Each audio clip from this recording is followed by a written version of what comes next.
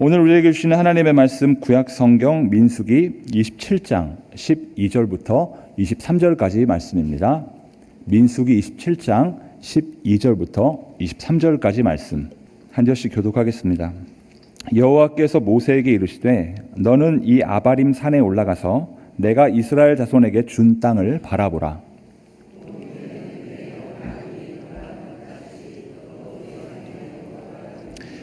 이는 신광야에서 회중이 분쟁할 때에 너희가 내 명령을 거역하고 그 물가에서 내 거룩함을 그들의 목전에 나타내지 아니하였음이니라. 이 물은 신광야 가데스의 무리바 물이니라.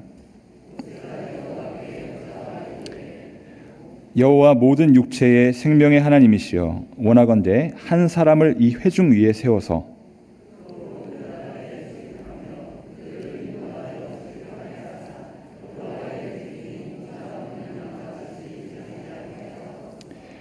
여호와께서 모세에게 이르시되 눈의 아들 여호수아는 그 안에 영이 머무는 자니 너는 데려다가 그에게 안수하고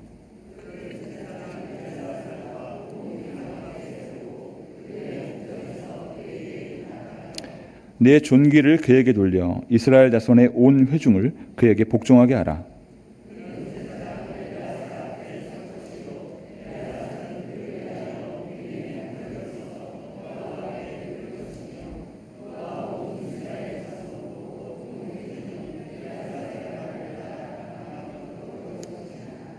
모세가 여호와께서 자기에게 명령하신 대로 하여 여호수아를 내려다가 제사장 엘르아살과 온 회중 앞에 세우고 안수하여 위탁하되 여호와께서 모세에게 명령하신 대로 하였더라. 아멘. 할렐루야. 자격 없고 부족한 우리를 자녀 삼아 주시고 또한 그런 우리의 예배를 통해 영광 받기를 원하시는 하나님께 이 시간 모든 영광과 찬송과 존귀를 올려드립니다. 이 시간 이 마음 담아 우리 옆분들에게 이렇게 인사하며 말씀 들읍시다. 함께 예배할 수 있어 행복합니다. 함께 예배할 수 있어 행복합니다. 여러분들은 공동체를 이끌어가는 사람, 즉 리더에게 있어 가장 필요한 자격과 요건이 무엇이라고 생각하십니까? 지적인 능력, 공감 능력, 혹은 물질, 혹은 카리스마, 혹은 겸손, 혹은 정직 등 다양한 생각들을 가지고 있으실 텐데요. 요즘은 이 리더의 자격이요 더 세분화되고 디테일해집니다. 먼저는 저처럼 유머 감각이 있는 사람이 된다는 거예요. 웃으시네요. 전 안 웃으실 줄 알고 더 노력하겠다고 준비했는데 웃으시네요. 또 하나는 리모컨의 위치를 잘 아는 사람. 집에서 중요합니다. 또 하나 와이파이 및 특정 장소의 비밀번호를 잘 아는 사람. 제가 이렇게 생각해 보니까 진짜 리더가 계시더라고요. 우리 손서환 장로님. 모든 부속실에 비밀번호 다 아시고 와이파이 비밀번호도 물어보면 알려주시고 그래서 손서환 장로님이 참 리더구나 하는 생각을 해봤습니다. 여러분 이처럼 다양한 리더십의 모습들이 있지만 이 모든 다양성 속에서도 공통점을 찾는다고 한다면 그것은 구성원들과의 분명한 다름이다라고 정의할 수 있습니다. 그래서 이와 관련하여 세계적 경영학자인 피터 드러커는 진정한 리더는 단순히 관리하는 것만이 아니라 방향을 제시하고 비전을 보여주는 사람이다라고 정의했습니다. 이처럼 일반 구성원들과는 다른 관점 그리고 통찰력을 가진 사람이 바로 리더이죠. 오늘 저와 여러분이 함께 읽은 본문 역시 이러한 리더의 이야기를 기록하고 있습니다. 배경은 약 40년간 이어져 왔던 출애굽 여정이 마무리됨과 동시에 이제는 정말로 약속의 땅 가나안 입성을 목전에 두고 있는 이스라엘 공동체의 리더십이 이제 모세에서 그리고 여호수아로 이양되는 과정입니다. 그래서 저는 여러분 오늘 이 말씀의 제목을요 다름이 필요합니다라고 이렇게 정해보았어요. 그 이유는 모세 그리고 여호수아와 마찬가지로 믿음의 사람으로 살아가는 저와 여러분 역시 빛과 소금의 이야기가 기록된 마태복음 5장 13절부터 16절까지 말씀처럼 예수님의 가르침 그리고 그분의 뜻을 살아내고 전해야 되는 복음의 일꾼, 다시 말해 리더들로 부름받았기 때문입니다. 그러니 여러분들에게 축복합시다. 리더십니까? 리더 되십시오. 안 하세요? 자, 여러분 그렇다면 우리가 추구하고 또한 지향해야 될 다름, 그 리더십이란 과연 무엇일까요? 오늘 본문을 통해 하나하나 찾아보도록 하겠습니다. 우리 12절 말씀 다시 한번 읽어볼까요? 12절 말씀 시작.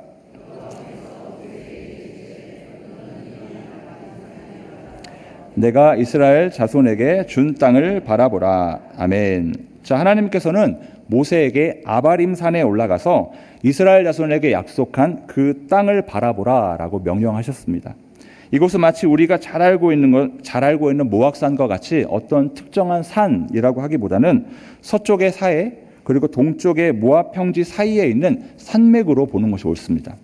따라서 본문과 비슷한 시점과 상황을 기록하고 있는 신명기의 3장에 등장하는 비스가산 그리고 모세의 마지막에 기록된 34장의 느보산은 이 아바림 산맥 중 비스가산에 있는 어느 한 봉우리를 말하는 거예요. 중요한 것은 이곳이 바로 약속의 땅 가나안을 조명할 수 있는 볼 수 있는 그런 장소다라는 것이죠. 그런데 바로 이곳에서 여러분 하나님께서는 모세에게 정말 청천벽력과도 같은 말씀을 하십니다. 13절과 14절을 보니까 이렇게 기록이 되어 있어요. 본 후에는 내 형 아론이 돌아간 것 같이 너도 조상에게로 돌아가리니 이는 신광야에서 회중이 분쟁할 때에 너희가 내 명령을 거역하고 그물가에서 내 거룩함을 그들의 목전에 나타내지 아니하였음이니라. 이 물은 신광야 가데스의 무리바 물이니라. 자, 하나님께서 하신 말씀이 뭡니까? 안타깝게도 바로 이곳이 네가 지금 서 있는 그곳이 에돔 지역 호르산에서 먼저 죽음을 맞이했던 네 형 아론처럼 너도 묻히게 될 장소다라는 겁니다. 그렇다면 여러분, 신실한 종이자 탁월한 리더인 모세가 하나님으로부터 이처럼 청천벽력과도 같은 자신의 마지막과 관련된 말씀을 듣게 된 이유가 무엇입니까? 그것은 오늘 본문에 기록된 것처럼 바로 신광야 가데스의 무리바 물 사건 때문이죠. 이것은 민수기 20장에 기록된 사건으로 물이 없어 불평하는 이스라엘 공동체를 위해 하나님께서는 반석에게 명령하여 물을 내라라고 모세에게 시키셨죠.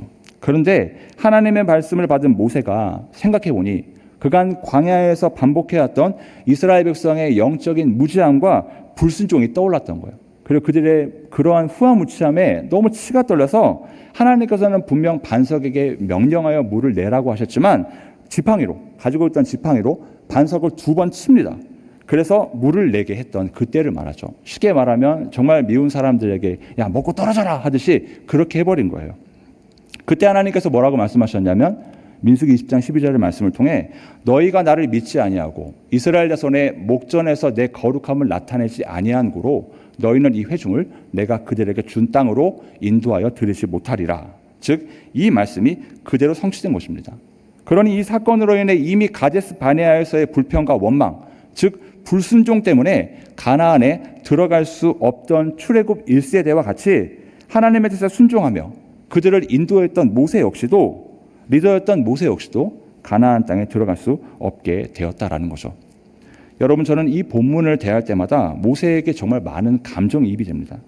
이제는 정말 목전에 있는 요단 건너편에 펼쳐진 약속의 땅을 바라보고도 갈 수 없는 그 마음이 얼마나 허탈하고 허무했을까요?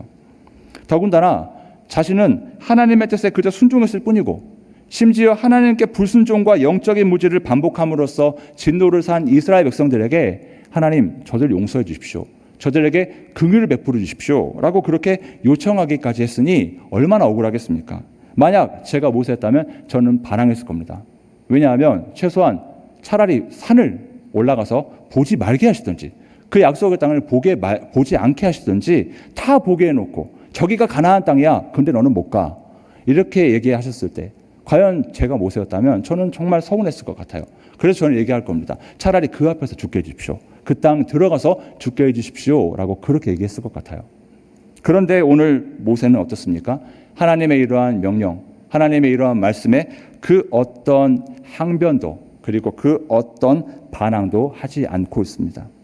사실 무리바에서의 사건을 자세히 보면요, 불순종과 영적인 무지를 반복하는 이스라엘 백성들 때문에 격한 감정으로 행한 작은 실수에 불과할 수도 있습니다. 하지만 그것은 하나님의 거룩함과 영광을 나타내지 못한 죄다라는 것을 모세는 알고 있었죠. 그래서 그 말씀, 너는 그 땅에 들어갈 수 없다라는 그 말씀을 그저 묵묵히 받아들인 것입니다. 왜 순간의 작은 실수라고 보냐면 창세기 12장 3절에 이렇게 기록이 됐어요. 출애굽기 12장 3절에 모세의 온유함은 지면 위에 승하다. 모든 사람보다 더하다. 그러니 어때요? 평소에 화를 억누르고 늘 공동체를 위해 희생하는 사람이 바로 모세였는데 이 한 번의 화 때문에 정말 약속의 땅 가나안에 들어가지 못한다라고 생각한다면 그의 입장으로 볼 때 굉장히 억울한 일이고 또 이 말씀을 대하는 우리가 볼 때도 야 하나님의 기준치가 상당히 높구나라고 생각할 수밖에 없는 것이죠. 사랑하는 여러분, 그렇기 때문에 우리는 이와 같은 모세의 모습, 그러한 하나님의 명령에 자신의 삶과 상황을 차치하고라도 하나님의 뜻을 먼저 추구하는 그의 모습으로부터 정말 우리가 추구해야 될 다름의 첫 번째 깨달음을 얻을 수가 있는 거죠. 그것은 바로 우리에게 있어서 어떠한 상황과 환경에도 하나님의 뜻이 먼저라는 다름이 필요한 줄 믿습니다. 그 이유가 무엇인지 잠언 19장 21절 말씀을 함께 읽어볼까요? 시작. 사람의 마음에는 많은 계획이 있어도 오직 여호와의 뜻만이 완전히 서리라. 아멘. 그렇습니다, 여러분. 모든 것에 있어 온전한 것은 오직 우리 하나님의 뜻밖에는 없는 것이죠. 따라서 그 뜻에 순종하는 것이야말로 매 순간 가장 현명하고 탁월한 선택이다라는 겁니다. 모세는 이것을 너무 잘 알고 있었어요. 그렇기 때문에 자신을 향한 그분의 계획과 뜻에 그 어떤 이의를 제기하지 않은 것이죠. 그러므로 사랑하는 여러분, 때론 그 뜻을 이해할 수 없어 답답하고 어려워서 혹은 내 상황과 환경에는 도저히 그럴 수 없다고 해도 우리 믿음과 삶에서 언제나 절대적인 가치와 우선순위는 바로 우리 하나님의 뜻이다라는 사실을 기억하여 그 뜻에 순종하고 헌신할 수 있기를 소원합니다. 이유가 무엇입니까? 여러분, 우리가 아브라함을 떠올려 봅시다. 하나뿐인 아들을 제단에 바치라는 하나님의 명령이 주어졌을 때 인간적으로는 도저히 이해할 수 없었음에도 불구하고 그는 순종했습니다. 그리고 하나님은 그의 순종을 보시고 더 큰 축복의 약속과 함께 그것을 누리게 하셨죠. 창세기 본문에 이렇게 기록이 되어 있어요. 그가 하나님에 대해서 순종할 때마다 하나님은 그를 축복하셨어요. 근데 22장에 보니까 뭐라고 말씀하시냐? 내가 나를 가리켜 맹세한다라는 거예요. 하나님이 맹세할 필요가 있으십니까? 그 자체로 공의롭고 완전하신 그분께서 내가 나를 가리켜 맹세한다라는 건 어떤 의미겠어요? 내가 반드시 너를 축복할 거야 라는 그런 확실한 의지를 보여주신 것입니다. 그러므로 여러분, 이처럼 하나님의 뜻에 순종하는 것, 그 단계 과정을 생각해 보면 정말 어렵고 힘들지만 그러면 그럴수록 우리와 하나님과의 관계는 더 깊어지고 더 넓어지게 될 줄 믿습니다. 자, 15절부터 17절까지 말씀은 제가 읽겠습니다. 모세가 여호와께 여짜와 이르되 여호와 모든 육체의 생명의 하나님이시여 원하건대 한 사람을 이 회중 위에 세워서 그로 그들 앞에 출입하며 그들을 인도하여 출입하게 하사 여호와의 회중이 목자 없는 양과 같이 되지 않게 하옵소서. 아멘. 여러분, 계속해서 모세의 입장에서 생각해 봅시다. 약속의 땅 가나안에 들어갈 수 없으니만큼 이 일을 제기하는 불순종까지는 아니더라도 충분히 자포자기할 수 있을 것 같은 상황이라고 볼 수 있겠죠. 이제 본인이 할 수 있는 건 아무것도 없어요. 그리고 그렇게 수고하고 애썼지만 누릴 수 있는 것도 없습니다. 하지만 지금 모세가 하나님께 어떤 부탁을 드리고 있습니까?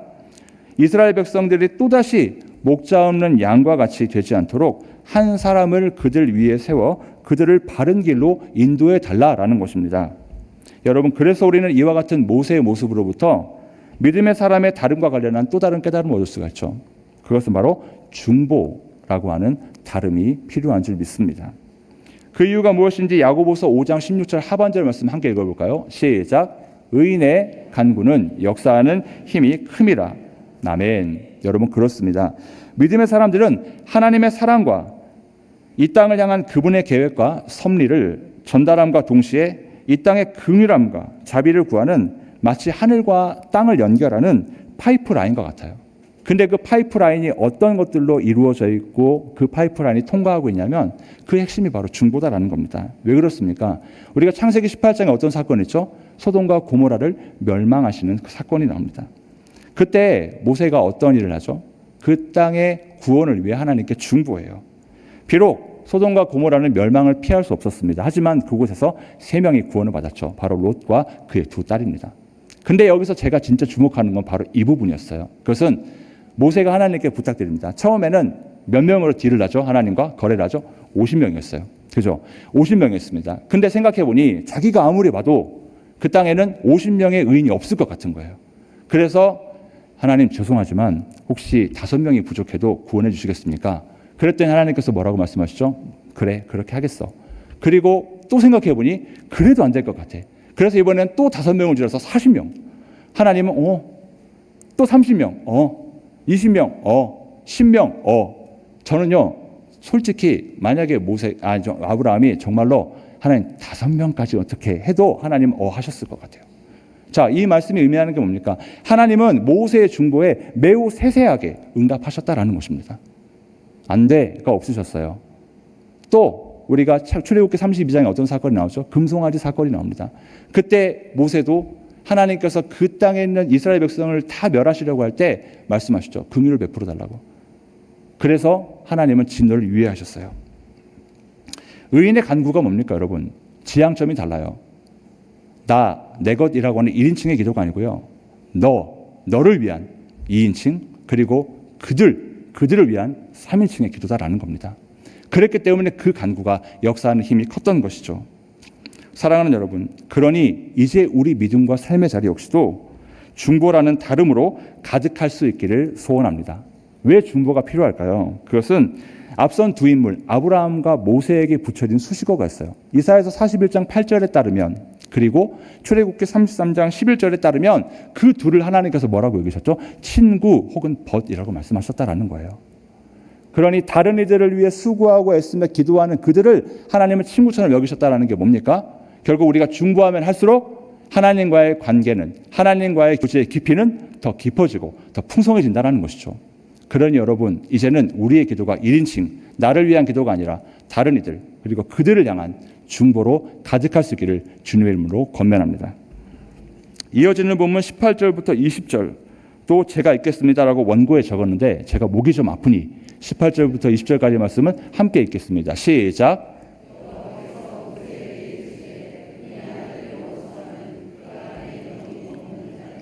너는 데려다가 그에게 안수하고 그를 제사장 엘르아살과 온 회중 앞에 세우고 그들의 목전에서 그에게 위탁하여 네 존귀를 그에게 돌려 이스라엘 자손의 온 회중을 그에게 복종하게 하라. 아멘. 여러분, 하나님께서는 이와 같이 하나님의 일을 기대하게 하는 모세의 신실한 중보에 응답하셔서 여호수아를 그의 부탁대로 이제 후계자로 세울 것을 허락하셨습니다. 그리고 이제 모세를 시켜서 여호수아에게 안수하고 그를 제사장인 엘르아살과 회중 앞에 세워 백성들을 위탁할 것을 말씀하셨죠. 그렇다면 이번에는 여러분, 모세의 뒤를 이어 이스라엘의 리더가 될 여호수아에 주목해 보겠습니다.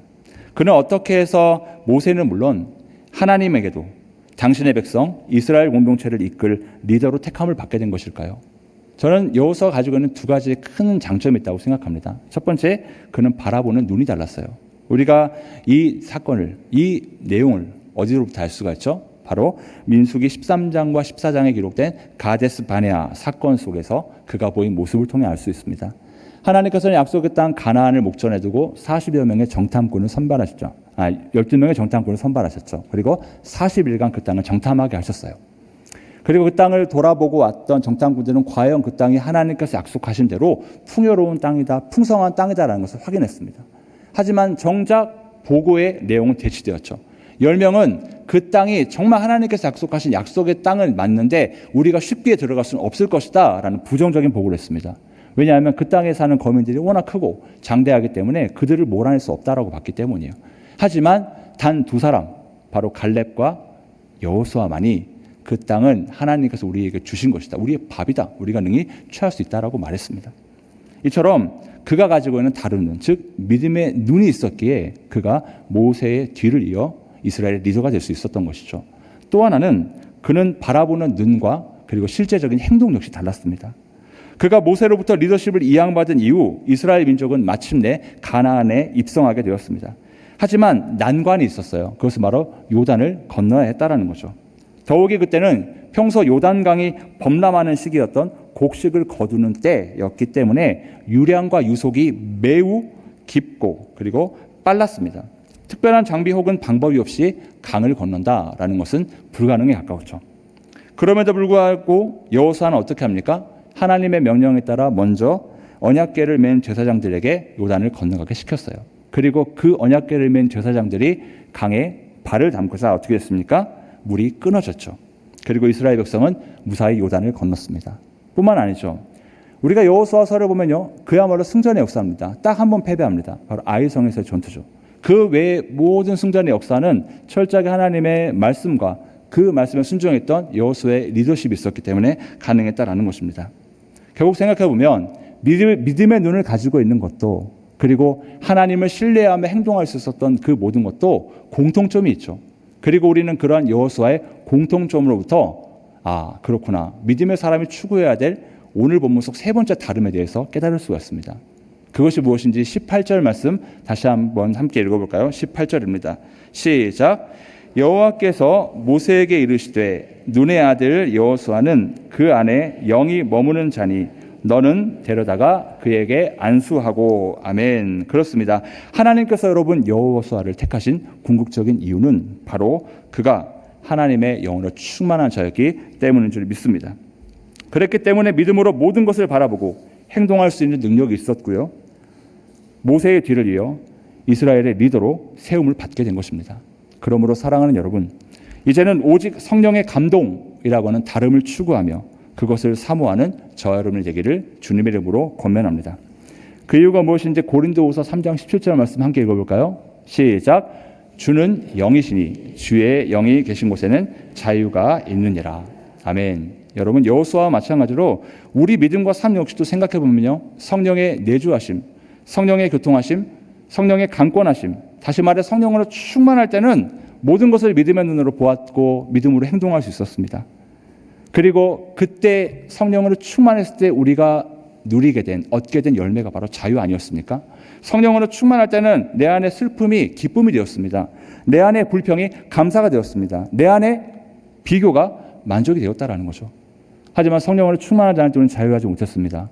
돈의 노예가 되었고, 관계의 노예가 되었고, 세상의 무게와 장애로부터 자유하지 못했습니다. 그러므로 여러분, 이제 우리에게 있어 진정한 다름은 늘 성령 충만이 되어야 될 줄 믿습니다. 이제 말씀을 정리하겠습니다. 사랑하는 여러분, 우리에게는 다름이 필요합니다. 그것은 저와 여러분이 예수님의 십자가 보혈의 공로와 사랑으로 구원을 받게 되었고, 그 결과 이제는 내가 사는 것이 아니라 그분께 속해 빛과 소금의 삶을 통해 이 땅에 하나님의 영광을 드러내야 할 리더들이 되었기 때문입니다. 따라서 우리 믿음과 삶은요, 여러분, 이 땅 가운데 그 자체로 하나님이 누구신지, 그분의 영향력이 어떤 것인지를 드러내는 공익성을 띠고 있다는 거예요. 한마디로 여러분들 공인이다라는 겁니다. 그러니 우리의 말, 행동 것이 하나하나를 다 돌아봐야 한다는 거죠. 그러므로 여러분, 이제는 우리 믿음과 삶이 달라져야 될 줄 믿습니다. 첫 번째, 여러분, 내 뜻이 아닙니다. 하나님의 뜻이 먼저여야 될 줄 믿습니다.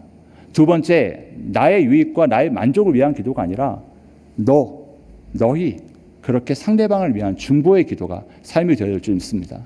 마지막으로는 이 모든 것들을 가능하게 한 성령으로 충만한 다름을 통해 하나님의 선하심과 성실하심과 인자하심을 맛보아 알고 그것을 전하는 저와 여러분의 삶이 되기를 주님의 이름으로 권면합니다.